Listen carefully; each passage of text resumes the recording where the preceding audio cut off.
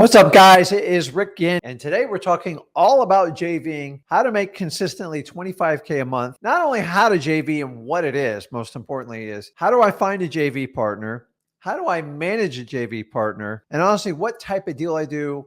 How do I do the paperwork? What's the effect on the assignment contract? And how do I handle the title company? That is what we're talking about today. A lot of you guys don't even understand. When I started out in 2003 in wholesaling, I specifically JV'd, honestly. And the real reason why I JV'd is because I sucked at dispositions. That's the honest to God truth. And honestly, JVing saved me. It allowed me to focus on locating and working with motivated sellers and honestly figuring out dispositions later.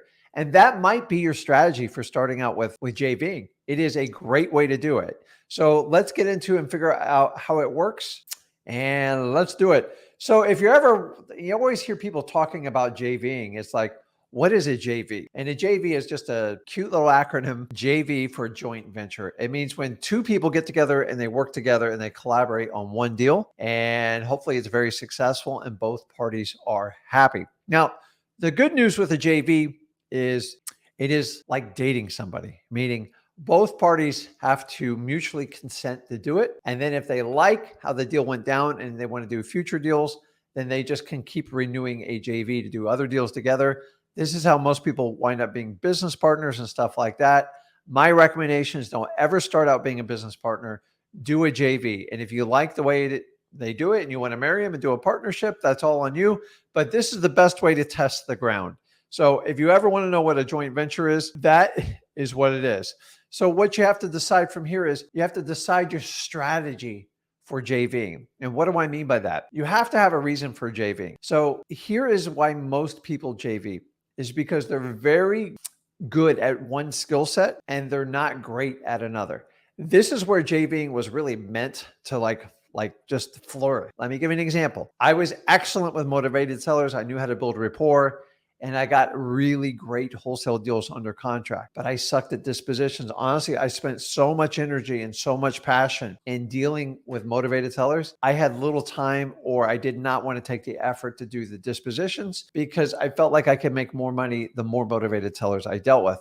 And I'm going to be honest with you, a lot of people made money off me my first 2 years. And I'm okay with it because I became a better wholesaler because I JV'd. And I'll walk you through some of the pitfalls as we do this presentation on what to look out for when doing JVing. And by the way, I've never met a JV partner that in the beginning was not perfect. They all start out perfect, just like when you start out dating somebody, but sometimes things unravel. And I'm here so you teach you to poke holes into any JV partnership to make sure you're with the right person. But before you do a JV, you've got to decide to yourself, what is your strategy? Am I really good at finding great deals and I'm just too soft when it comes to selling them? That's what I did. I didn't care. I felt like I could find deals and it's not that I didn't care how much I made. I just did not have the energy to go through the dog and pony show and dispositions. So I worked and did JVs. And for people that had really deep cash buyers lists, now they had to prove it to me. They had to show me their list and they had to show me like the last 4 or 5 deals they closed.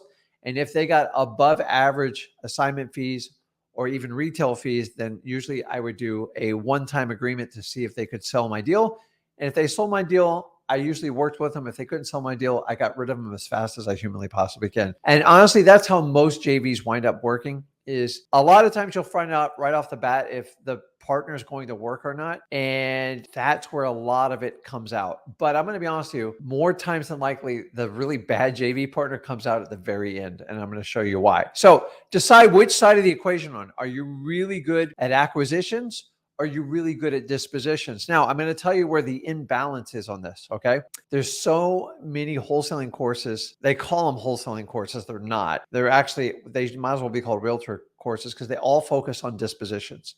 So you go out and find someone like me or Zach and go, listen, I can sell your deal way more than you could ever think you get for it. And I will earn my fee 10 times what you ever thought it was. And we sign up and see what happens. And 9 times out of 10, you don't come in under time. You don't get it done. And then we're stuck with like a bad partner. And I'm going to show you how to prevent that when you do that. But what I'm saying is predominantly most people that do JVs, they are on the cash buyers on the disposition side and very few are on the motivated seller side. Now, I'm here to tell you, in my opinion, your best strategy and your strongest position you can ever have as a JV partner is to find the deal. If you find the deal, you can dictate everything going forward. If you don't find the deal, you basically have to beg and plead and see what someone will agree with you. That's usually how it works in JVing, just letting you know. So if you have the deal, you call the shots. If you're trying to help somebody that has a property under contract, you have to show your value and then some above that. Otherwise, there's no point of doing a joint venture with a wholesaler. Think about it. If you can't help them make money or solve a problem, why are they going to do business with you? Think about it. Okay. So let's talk about how do we locate a JV partner? So you have to decide if you're on the acquisitions or dispositions, and then how are you going to locate a JV partner? Well, a lot of this is kind of common sense, but we're going to go through it anyways because we need to know how to find them because things have changed since the day I started out doing this. So the first and foremost, simplest way, in my opinion, is Facebook investor groups. This is a great place because this is where people go to commingle, get together. And once they do that, then it's kind of easy. You get their email, you get a name, you get a phone number, and it's easy. And you find out which side of the equation where they can help you out. Now, 9 times out of 10, if you have a deal and you say, listen, I need help with a cash buyer, don't be surprised if you get 50, 70, or 100 emails. It's that and disproportionate out there because there's courses taught all over this country on how to be a dispositions expert. And if you want to do that, I'm fine with it. I just want you to understand what you're up against. So here's the typical post that you definitely want to avoid if you're on the acquisition sides when you go in these groups. When people go, hey, where are your cash buyers at? I got cash buyers, and they just blast it. It just means they just started out last month and they want to harvest 10,000 cash buyer emails addressed and show everyone how big they are. That person is not going to help you in any part of a wholesale transaction because they are trying to take the shortcut, in my opinion. Ask me how I know this, because these people single-handedly block up more in wholesale investment groups on the internet than any other strategy. Why? Because they bought a course and they think they can reverse into wholesaling by just taking everyone's cash buyers. It's ridiculous. Instagram will be the next place I go. There's a lot of activity. There's tons of groups and people love the comment on this stuff. It's very similar. Obviously, it's owned by Mark Zuckerberg, so it's the same thing. Now, here's one that a lot of you guys don't think about. If you go on YouTube on the comments, I actually found a lot of good people to JV with them on it. And that is a great place just by commenting on it. Hey, we do JV deals like that. Let me know if you're open to it, something like that. I specialize in that area. It works very well. Now, some of you are like really, really smart, and you're probably on the stream right now because I'm looking right now. Let's see here. I'm putting down some comments here. You guys put in the comments and then you say, hey, I'm just reading some of the comments. Where was I on this? You use the comments and you make it work. Like a live stream like this right here. This is a perfect opportunity. If you want to find a JV partner, this is the right place to go. If you go over to Flip with Rick, I don't ban JV partner comments, especially on live streams, because I like people to be active, especially on YouTube comments. Where I don't want to see them is if you guys constantly hammer it on wholesaling houses for real. Why? Because we have over 120,000 members. If I approved or my girl approved every post in there, you would have the 72 pages of "Will you JV with me? Where your cash buyers at?" 72 pages, and you guys would leave the group and be done with it. So just understand if you spam it. So anything you can do live is phenomenal because it shows you're real, it shows you're active, and it shows you're actually interested in wholesaling. Anybody can go post crap on the internet, but if you do it live, it is a huge win. Don't worry, we're going to get in the nitty gritty of JVing because this is just the overlay. Title companies, my God. I love title companies for JVs because they know who has the cash, they know who has a reputation of closing, and they know who's honorable, has character, and is extreme integrity, which is what it's required to be a JV partner. And I'm just here to tell you, I find title companies phenomenal. Now, you got to have a relationship with title companies, but they work really well. Now, jumping back to 2003-04, when I initially started in wholesaling, this was my go-to strategy.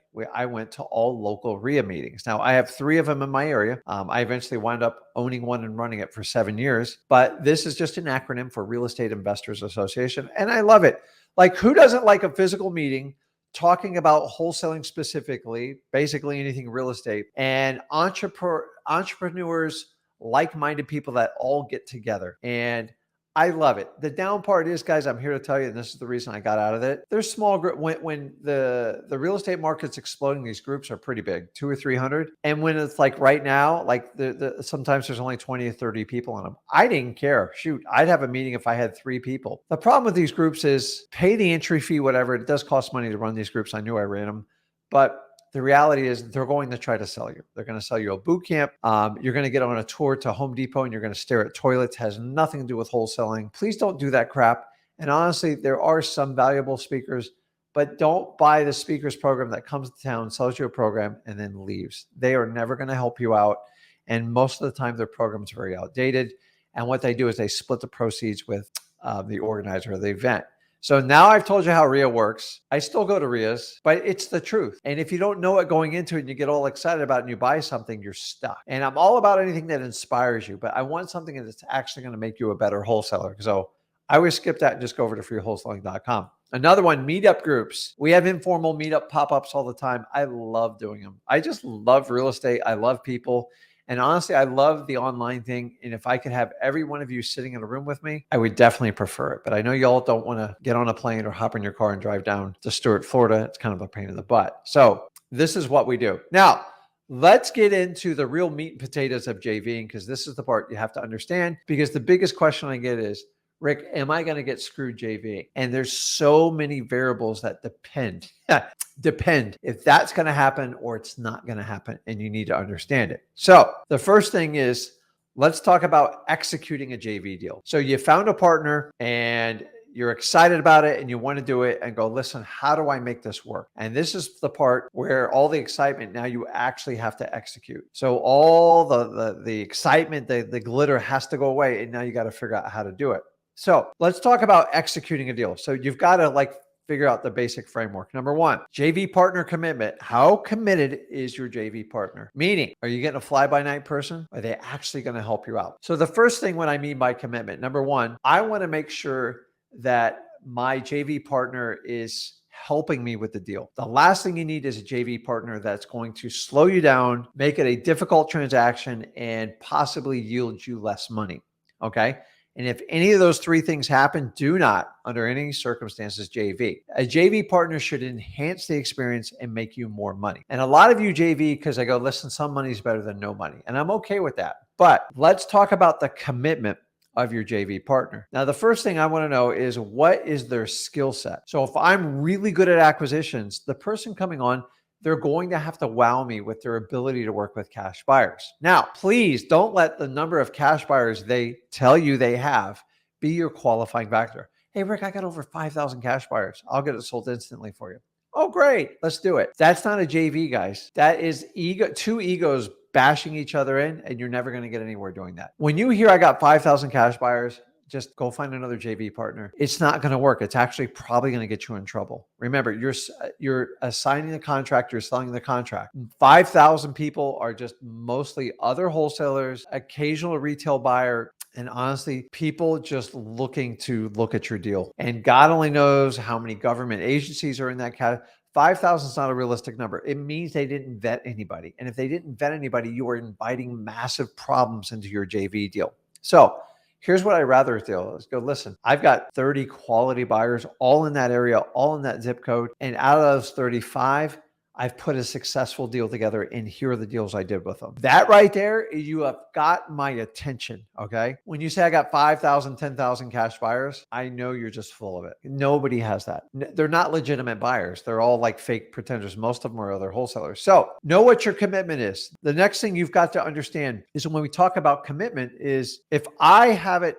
So if I'm on the disposition side, which a lot of you are, and you partner up with someone, you hit it off on the internet, whatever, and they have a property under contract, I want to partner with you even before you're doing the deal or while you lock the deal up. So if you have a 30-day contingency inspection period, I want to go live with you for those 30 days. So I have time to market your contract and find the best cash buyer for your contract. If you give it to me at day one, then you should hold me accountable for my marketing skills and my ability to bring a cash buyer. Now, how am I going to feel if you give that to me on day 26? I'm not even going to lift a finger. Okay. And that's the problem is, when you guys find a JV partner, you guys have to basically, You are temporary partners and you have to work together, meaning if one's selling it or you're both selling it, you have to understand that is your agreement. And if you try to fight each other and cannibalize your sales, you're not partners anymore. You're looking to screw each other. And then that's a bad deal. And we're going to go through the checklist of how you know you have a committed partner. But like right off the bat, if you have a 30-day inspection period, show me the contract, show me the 30 days. I want to start you from day one to show you I'm going to do everything I can to fight within these 30 days. The reality is you need to find a buyer in 2 to 3 weeks, not the 4th week, and get that done. So how committed is your partner? And this should dictate on how you pay them and if you're even going to do a partnership with them. So many of you guys, I love you to death, but you send deals to sellmypaper.com and guess what? You give it to me 3 days before your contract's expiring. I'm not a miracle worker, guys. JVing is not for miracle working. There is no Hail Mary in a JVing. I've done them a few times. They're usually disastrous. And if you want me to Hail Mary, I'm taking 90% of the deal because I take all the risk because you left me with so many obstacles against it. So if you truly want a commitment, hit them up front when you have it under contract and help. And don't both of you try to advertise it on the same site. It's ridiculous. So the idea is one person works really hard to sell it and the other person's taking direction from that dispositions person. Like, hey, I want you to go talk to these title companies. I want to talk to all the local realtors with cash buyer agents. And then they help delegate you. Why? Because they're the expert in dispositions and you're the expert in finding a deal. So why don't you have 2 people working on the same cause? And that leads me to the next thing, division of work. So if one's sole job is to go out and find motivated sellers, that's what they do. And the other person's job is to sell the deal in a timely manner, communicate back to it, understand what your strengths and weaknesses are, and make sure you utilize them. Guys, this is the backbone of how all great JV deals work. So if I have 2 incredible acquisitions people, but they suck at dispositions, you made a bad choice when you JV'd with them. It doesn't mean they're a bad person. It just means like, they should counterbalance your strengths and weaknesses. So if you're good at dispositions, they should be great at acquisitions and vice versa. If you get 2 people that are great at acquisitions, but they've never done dispositions, you're both going to struggle terribly, which defeats the entire purpose of a JV agreement. So understand the division of work and make sure you're getting strength where you have weakness. Okay. Now, one of the biggest, most debated topic is what is the best split for doing a JV? Now, let me give you a couple examples, okay? Because this one makes me laugh. I get calls to this date. My company gets calls. We have a deal in Port St. Lucie. We want to help you move it.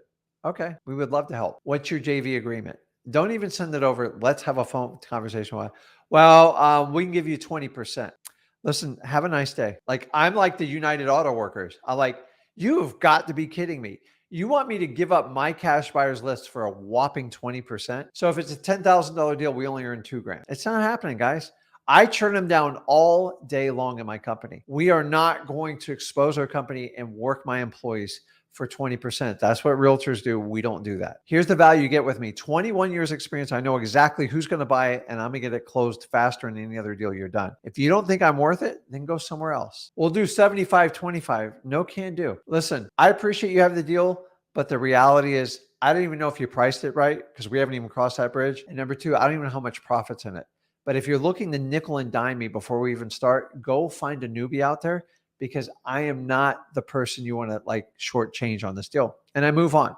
Here's the deal, guys. I will not do a JV deal that's not 50-50. Honestly, the 50-50 is the best policy because it's a true partnership. When you start doing every now and then you can do 60, 40, 70, 30 because somebody has to fund it, do everything. That's if you have to do a double closing or anything like that. And I get it. There's a cost of money and time. But the reality, if you're doing an assignment of contract and you're selling your contract to a cash buyer, 50-50 should be the deal. Sorry. Listen, I fully respect that the person that found the deal should be paid the most. But if you truly want a seamless transaction, pay people for their time. And then honestly, if they jump through hoops and they make it happen, they get more money than you ever thought, and you close faster than you ever thought, then you want to do future business with the people. But the minute you start that 60, 40, 70, 30, 80, 20, it is a slippery road. And you're going to find out the other partner probably won't lift their finger at all. Okay. At 60, 40, 70, 30, I'll make one phone call. That's it. I'm not going to blast that on my list. I'm not going to do it because I don't want any problem. And I don't want you to screw me.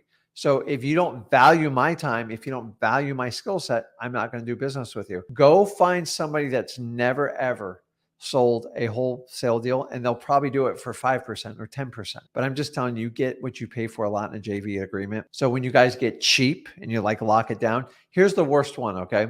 And honestly, this was problematic when I first started out wholesaling. I got it under contract for 100,000. What do you want for it? Is what they say. This is what the JV partner with the cash buyers, what do you want for it? I go, what do I want for it? And then they'll go, well, I tell you what, we'll give you 110, and anything over that, we're going to keep. And then I turn around, guess what they're marketing at? Like 150, 160. And that drives me absolutely nuts. And I just don't think it's like right. Now, don't get me wrong. If you have a deal, you call the shots, whatever you want to do. And I've done that before, guys. But like if I have a deal with substantial profit, then you can do what we call the markup. Going, listen, anything above 150 is yours. The problem when you give them the keys to the kingdom like that, they put it out there at like 250. Crazy numbers. You're never, remember, you have to get it sold usually within a couple of weeks. And if it's marked up 150%, it's never going to get sold. And you got to keep that in mind. So make sure you know what your strategy is. Guys, the reality is a lot of you starting out, you're going to make 10 or 15 grand a deal. If you can split it with someone and they get it done, they guarantee like they get it done and they have a proven track record and they prove it to you, split it with them, move on. As you get better, you can keep most of this money. But in the beginning, cash flow is absolutely king. If you got to pay your rent, you got to make a car payment. Like don't swing for the fence if you have nothing. Okay.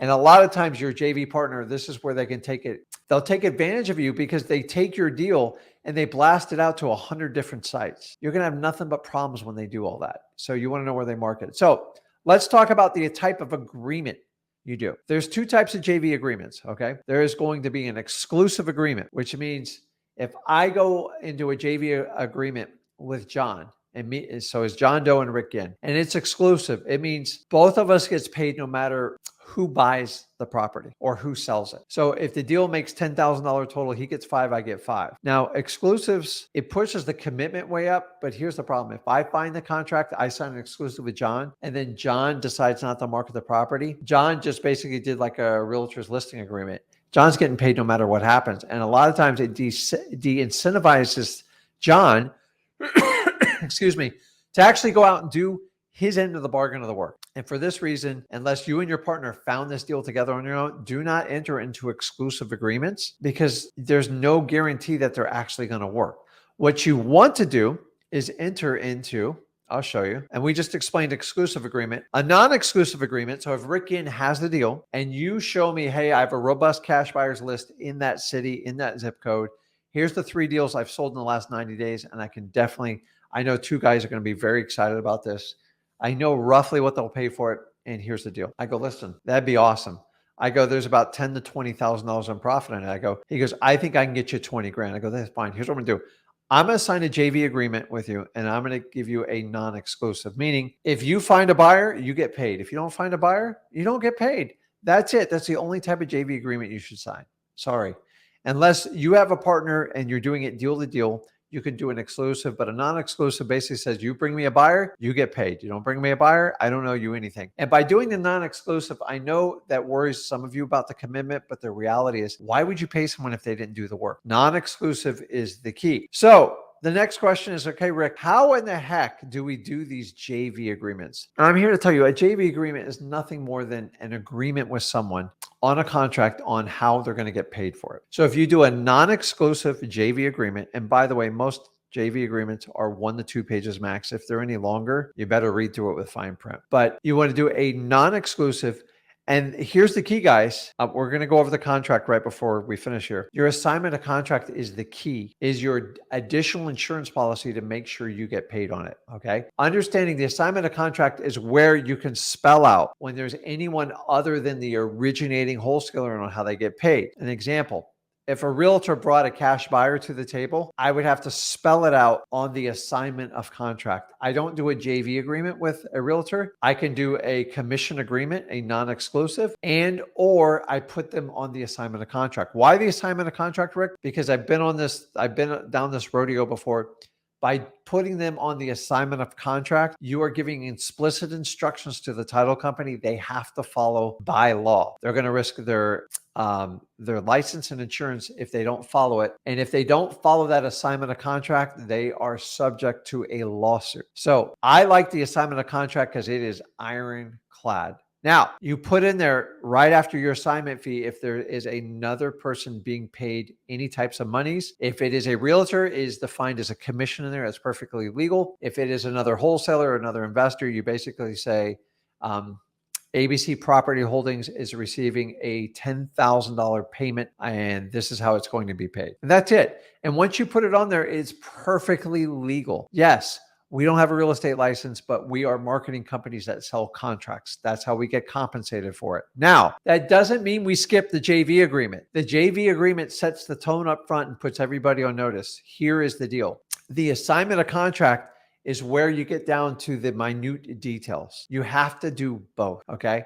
So if you are the JV partner that's helping with the dispositions, you have got to be involved in that assignment of contract. So if it is your cash buyer, it is your responsibility as the disposition JV partner to facilitate the assignment of contract and make sure you're in that chain of command for payment. If you are not in that chain of payment of command in the assignment of contract, you are at risk. By building it in the assignment of contract and a JV agreement, it's very hard to go around. And honestly, the assignment contract is where you hold them to the fire to make sure they do what they agreed for in the original JV agreement. And there's so many of you guys I meet that you sign a JV agreement and then they go around you. And I'm here to tell you the assignment of contract is the extra clause. Now, I'm going to teach you three points to protect every JV deal you do. And if you don't follow these, you're going to be at risk. Okay. So number one, we're going to talk about title company control. Number one, the title company should be on notice with a JV agreement with you and your partner, and you should be able to email it, scan it over to them, and let them know this property, we are in agreement to work together. Okay. Now, if you have a non-exclusive, the only way to enact that is you're going to have to push forward an assignment of contract and spell out your payment in there. Since it's your buyer, you don't release anything until you get that assignment of contract all set up. Now you have to agree with your JV partner on whose assignment of contract you're going to use. My recommendation is use the one at freewholesaling.com because it is proven. It's all spelled out in there. And honestly, I've been screwed more times on these types of deals. I know every little clause that needs to be in an assignment of contract because people get cute. And when they get cute, it costs you money. So learn from Rick's 21 years of like doing wholesaling and use my assignment of contract. I even teach you if you decide to get a discount down the road, you get the money, meaning the originating wholesaler gets the discount, not the person in the assignment of contract. How do I learn this? Because I had this problem before. So title company control. There's 3 phases. You send them the JV agreement. End of story. Okay. You do the JV agreement and that's what you do. Number 2, it's going to be the assignment of contract and you have to spell it out. So if you have the cash buyer, you should be the person putting the assignment of contract together. If you get skipped in the assignment of contract, heed the warning. You're probably going to get run under the bus. Now, you can still protect yourself somewhat, but you're going to have to be all over that title company. The title company is the sole key to protecting to make sure you get paid. So we want to work with the title company. We want to send them the JV agreement and we want to control the assignment of contract and make sure once it gets signed and executed, you're fulfilled in there and all parties are fulfilled.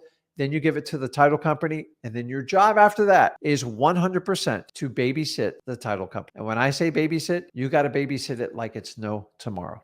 Okay. So many of you guys do JV deals with like a handshake or like an email. And honestly, they're completely unenforceable in court. So the best way to enforce any type of JV agreement is through your title company. Because what are title companies? They're licensed and insured, okay? They write title insurance. That's how they make most of their money. And if there's ever a dispute on title, it's always going to come down to the paperwork, which usually is going to boil down to the assignment of contract.